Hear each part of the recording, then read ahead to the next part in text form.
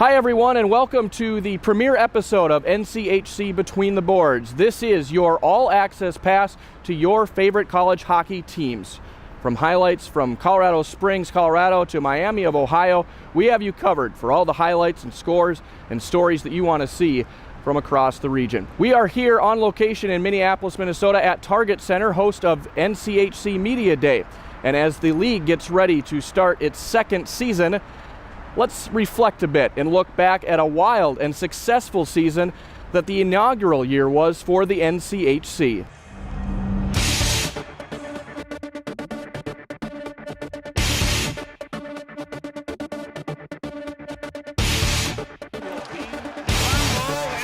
very historic night here in Oxford, Ohio, the first ever NCHC game.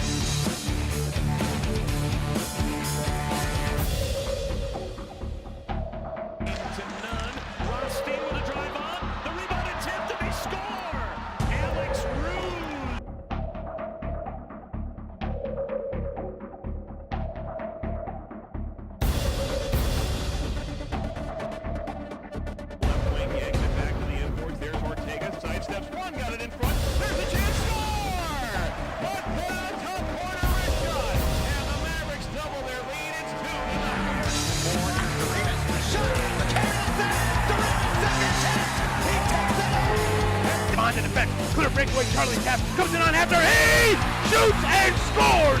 Charlie Tapp, 21 seconds.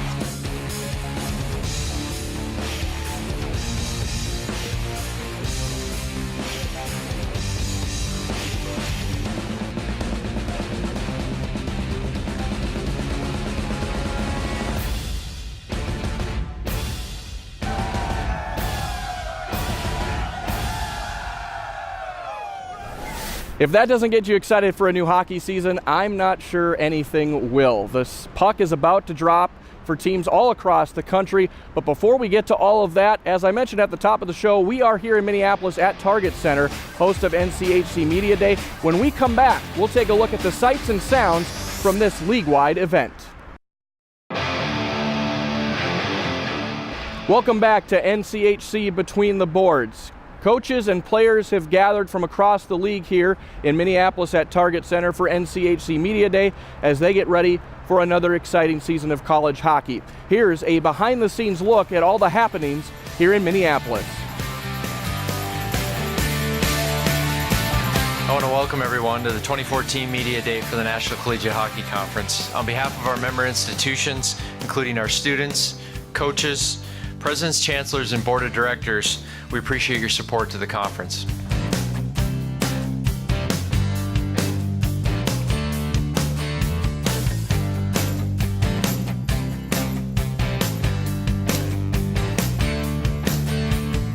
So we don't have a lot of upperclassmen, but hopefully it'll be like last year where we got better every weekend.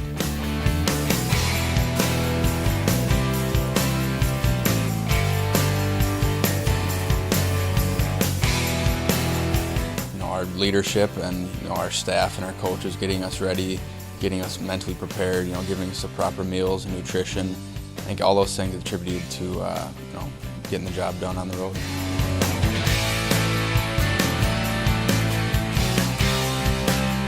For Target Center, it was a fantastic start to a partnership with the NCHC and an opportunity to showcase hockey for fans in the region. We're so honored to be the home of the Frozen Face-Off and look forward to following the upcoming second season all the way to Target Center in March 2021, 2015. And there's a lot of ways that an individual player can make a team better. It starts with daily accountability and competitiveness, and that's a great place for everybody to, a great place for everyone to start. Not just our freshmen, even the guys that are returning.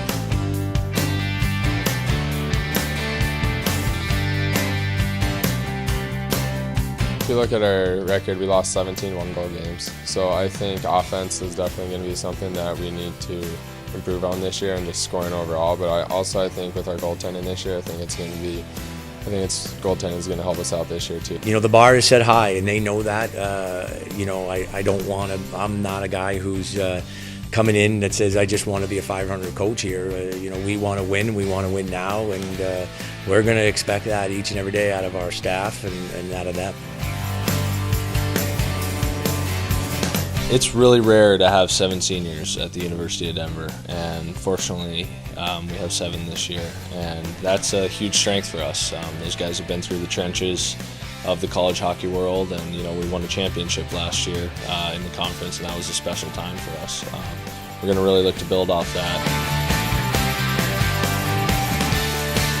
We're a hard-working crew. I think people learned that in watching our team play last year, and we're excited about the upcoming season. The experts again have picked us to finish 7th in the league. Last year we were 8th, so that means we've moved up 1, and we surprised a few people. At the end of the year, when there were 4 teams playing, we were still playing.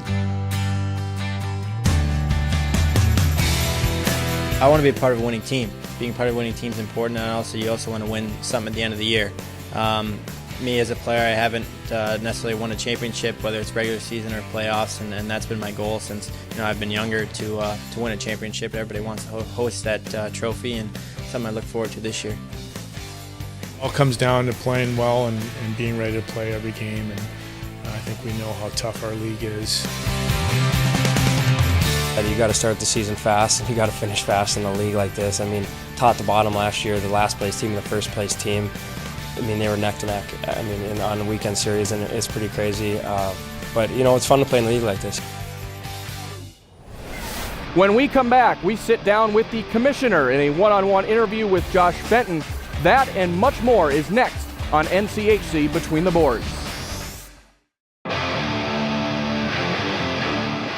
Welcome back to our premiere episode of NCHC Between the Boards. We are here in Minneapolis at Target Center for NCHC Media Day. Our guest is NCHC Commissioner Josh Fenton. Josh, thanks so much for taking the time to visit with us for a few minutes today. Thanks for having me, Greg. As we get into the second season of the NCHC, tell me a little bit about what you took from the first season that you're applying now into year 2 of the league. We learned a lot. We certainly learned a lot. Anytime I think you start something from the ground up, from scratch, you're going to learn a lot along the way. And frankly, people ask what the accomplishments were during last season. The biggest accomplishment was just starting the inaugural season and just really getting the inaugural season going, and then obviously executing on that. And so we had a great year. It was a lot of fun. We had great product on the ice. We had a great year-end championship at the NCHC Frozen Faceoff right behind us here at Target Center. We're excited to come back in year 2, and so it was a lot of fun. Josh, the landscape of college athletics could be on the brink of a major change with the Power 5 conferences, as it's called, potentially voting to pay for total cost of attendance, and that could conceivably trickle down to the ice hockey level. That could impact the Big Ten schools as well as Boston College and Notre Dame.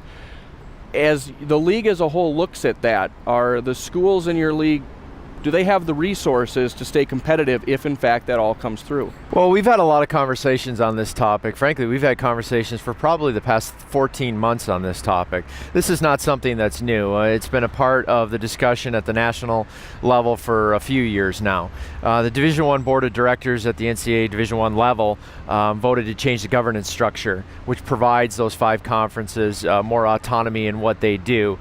And so we feel as though that we're in a good position. I think the one thing that our institutions talk about consistently is that they want to maintain their competitiveness. Certainly there's no official position or decisions that have been made as it relates to how our institutions will look at financial aid being based upon cost of attendance, but it's a topic that's on the table and something that we continue to discuss to ensure that we're in the proper position to, again, remain competitive in the future. The league as a whole was successful last season with 3 teams making the NCAA tournament and 1 school, North Dakota, going all the way to the Frozen Four. But yet, as you look at last year, there were some struggles out of conference during the regular season. And there's been some discussion of going from a 24-game in-conference game format to 28, which would allow an equal home-and-home series against each opponent. Is that something that's still on the table going forward? I know there won't be a change this year. There certainly isn't a change this year, and frankly, probably won't see much of a change in the future years beyond this year. However, it's a topic that we continue to discuss quite regularly. Our membership right now, and we've shown some statistical data based upon RPI and whatnot, to believe that we are in a good position with the 24 conference games and the 10 non-conference games that we're currently playing. At the end of the day, the strength of the conference was based upon whether we're winning or losing games outside of conference. Because in a conference game, you have a winner, you have a loser, or it's a tie. So our record overall in conference can only be 500. That's why the importance on the non-conference games, and our institutions do a great job scheduling non-conference games, and we believe in the model that we currently have with 24 and 10. You mentioned we're sitting right outside of Target Center, host of the Frozen Face-Off at the end of the year. There's been some discussion about changing that format. Where are the discussions currently in regard to that? Yeah, we have had a lot of discussions regarding our playoff format. I think it's too early to tell. We need to gather some more data and look at it a little bit closer. Having year one here at Minneapolis at Target Center with a 4-team event in the Frozen Face-Off was wildly successful last year. And so we need to continue to develop that before we have any significant thoughts about changing the model. All right. Thanks so much for your time, Josh. We appreciate you taking a few minutes to chat with us today as we get ready to drop the puck on year number 2 in the NCHC. When we come back, we'll take a look at some exhibition highlights from around the league that took place last weekend as we get ready to count down to the drop of the puck on the regular season. That's next on NCHC Between the Boards. Welcome back to the show. The puck is about to drop on the regular season for teams all across the NCHC, but last weekend, teams got a tune-up in exhibition games. Let's take a look at the week that was in the NCHC last weekend. We start the action with defending Penrose Cup champion St. Cloud State hosting Trinity Western. Middle of the first, Ethan Prow with the initial shot from the point. Joe Raycamp tips it in for a 1-0 St. Cloud lead. In the second, Patrick Russell, nice backhander here in front of the net, makes it 2-0 Huskies. And just 5 minutes after that, Mika Ilvanen with the initial shot. Raycamp going to be there for the rebound, all alone in front of the net. St. Cloud State rolls in this one, 8-0 the final. Manitoba in Grand Forks taking on North Dakota. First period on the power play. Luke Johnson in front of the goal for the score to make it 1-0 UND. In the second, back on the power play, freshman Nick Schmaltz feeding brother Jordan for the goal to make it 2-0 North Dakota. Then in the third, Brendan O'Donnell with a nice move to beat the defender here, skating in on his behind. He gets the goal. North Dakota goes on to win 4-0 the final. McGill taking on Denver in the first, 1-0 McGill until Ty Loney gets the goal here in the slot to tie things up at 1 goal apiece. In the second, Nick Neville with the initial chance here gets denied, but Gabe Blevin is on the doorstep for a 2-1 Denver lead. Then in the third, tied at 2, Loney gets his second goal of the night. Denver hangs on to win this one 3-2 the final. McGill would then make the trip south to Colorado Springs to take on CC. 28 seconds into this one, Jacob Slavin alone. No problem for him. He buries the biscuit, 1-0 CC. Then in the third, down 3-2, Charlie Taft with a nice move here beats the goaltender going 5-hole to tie things up at 3 goals apiece. Later in the third, a scrum in front of the net. Peter Merrick is there to clean it up for the Tigers to go up 4-3, but this one ends in a 4-4 final. Minnesota Duluth struggling at home against Lakehead, down 1-0 in the second. Brett Boehm is there to clean up the Austin Farley opportunity to tie things up at 1 goal apiece. In the third, though, down a goal again on the power play. Willie Raskob with the shot. Farley gets the goal on it to make it a 2-all game. 5 minutes later, short-handed, Justin Crandall going to get the goal here. Minnesota Duluth survives the scare, 4-2 the final. U.S. under-18 team visiting Miami, and not a good start for the Red Hawks. Jay Williams comes up with the big save here to preserve the 1-0 deficit in the second.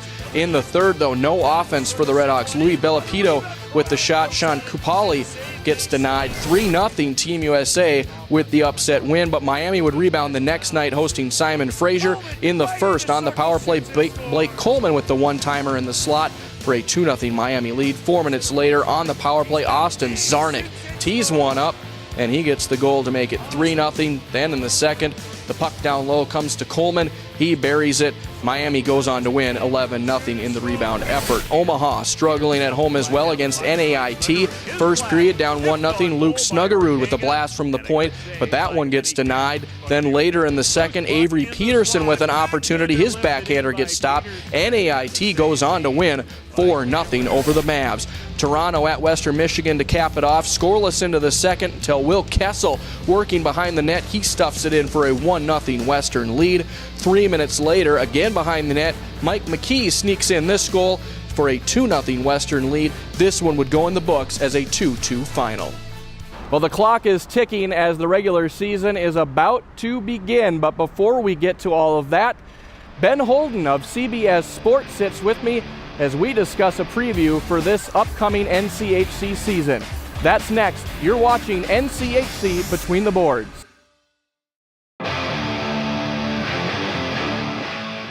Welcome back to the premiere episode of NCHC Between the Boards. We are pleased now to have the play-by-play announcer from CBS Sports, Ben Holden, with us to preview the upcoming season as the puck is getting ready to drop on the regular season in just a matter of a few minutes. Ben, thanks for taking the time to chat with us for a little bit today. It's my pleasure, and thanks for asking me. I'm excited to see what you got in store for me. Well, let's start with the preseason poll, the NCHC preseason poll coming out. North Dakota picked at the top. Miami, St. Cloud State also receiving votes. Is that the three-horse race you expect to see this year? I think right now, North Dakota and St. Cloud State, I've known Miami's team for a long time, and they had a tough year last year, and to me, they kind of got to prove it. So we'll see. I mean, the preseason polls are what they are, and they're fun to talk about, but you know, to me, North Dakota and St. Cloud, I think everyone got that right. For whatever we know in the media, I think that that's the right pick for certain. Well, last season, Omaha surprised a lot of people. They were picked near the bottom and almost rose all the way to the top. Is there a surprise team out there this year that you think could do the same thing? I think Denver. They're the first team that comes to mind for me, and they had a great run late last year, and I think they're well coached. I think they've got some young talent. They've got Joey Leleji on the back end, and for my money, he's one of the best defensemen in college hockey, and he does it all. He's offensive, he's defensive, he can change the game. He's one of those kind of players. So it kind of reminds me a little bit of a Jordan Schmaltz in that sense, where he can really, when he's on, he can take over a game. So I would pick Denver. I mean, they won the whole thing here last year, so I think for those reasons, I'd go with them in that department.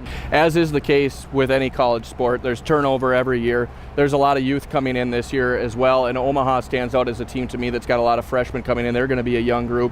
Who are some freshmen that we need to keep an eye on this season? Well, certainly in North Dakota, you got the Schmaltz boys, and he's high-end. Nick's a high-end player, and he'd be right at the top of the list for me. So, in terms of Omaha, I love the job that Dean Blaze has done there and what he's done, and he knows how to develop players. And all these coaches in this league know how to develop players, but he seems to have a special knack. And you mentioned them earlier with last year and the success they had. We're 2 months into the season, everybody's like, Omaha's at top of the standings and the success they had. So I think you got to look at their group certainly, but I'm excited to see Schmaltz. I've heard nothing but great things.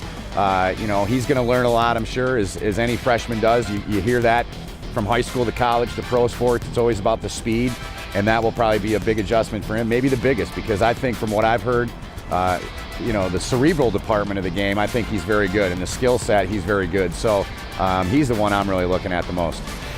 As we get ready and closer to the puck dropping on this regular season, let's get your thoughts on some predictions this season. We'll start with the NCHC regular season champion. Who's it going to be? I'm going to go with North Dakota.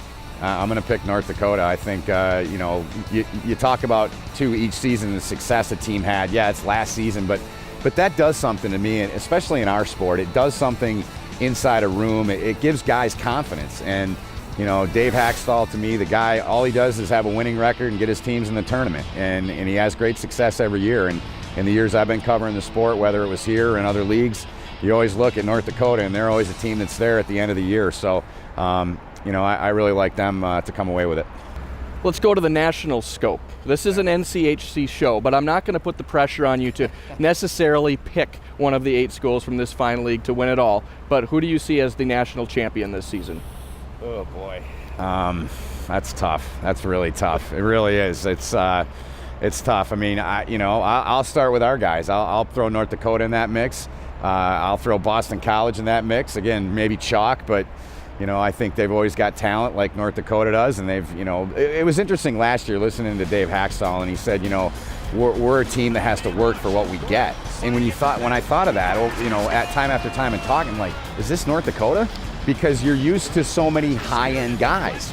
And I think what they did is they came together as a team, and they just worked. And I was talking with some of their guys here in Minneapolis about last year in the run, and Minnesota players were complimenting them on how hard they work, and they were the hardest team that they faced all year. I think you got to throw Minnesota in the mix too. I don't think there's anybody else in the Big Ten that I would really put in that group. Those would be the three teams, and that's kind of where I'm at now. I don't know if I answered that for you, but those are the three teams I'd watch out for. And it seems like, look at the last 2 years, though.